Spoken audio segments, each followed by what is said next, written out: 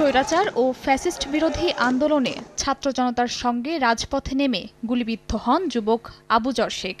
ঋণ করে চিকিৎসা চালানো হলেও শেষ রক্ষা হয়নি তার। সেই ঋণের বোঝা এখন স্বজনদের জীবনযুদ্ধে বড় বাধা। জামালপুরের মেলান্দহ পৌর শহরের পশ্চিম শ্যামপুর গ্রামের আবুজর শেখ ৬ বছর বয়সে বাবা তারা মিয়াকে হারান। দুই ভাই আর বিধবা মায়ের অভাবের সংসারের অর্থের যোগান দিতে ঢাকায় পাড়ি জমান তিনি। রাজধানীর বসুন্ধরা এলাকায় একজনের বাসায় আশ্রয় মিলে আবুজরের। বাড়ির মালিক তাকে গাড়ি চালানো শেখান। এরপর সেই বাড়িতে ব্যক্তিগত গাড়ি চালক হিসেবে কাজ করতেন।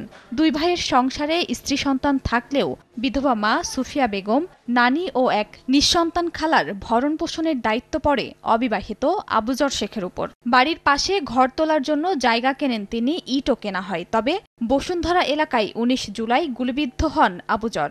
৮ দিন জীবন মৃত্যুর সন্ধিক্ষণে থেকে ২৭ জুলাই চিকিৎসাধীন অবস্থায় মারা যান তিনি। পরিবারের দাবি, তার চিকিৎসায় ১৫ লাখ টাকা খরচ করে এখন নিঃস্ব।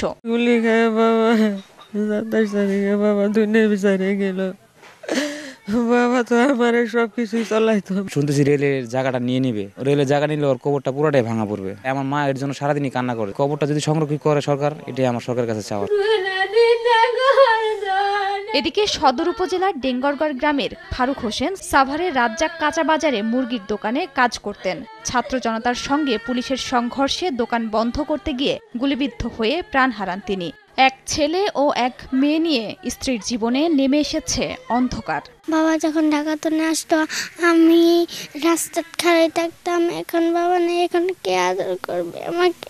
আমাদের বাবা বলতো, তুমি কে আছো বাবা, ভালো আছো? এখন আমাদেরকে কে বলবে?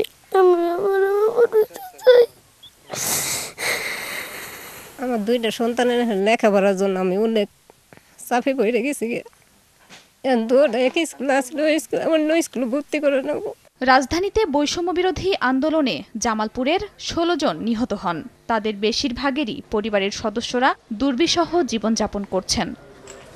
সময় সংবাদ, জামালপুর।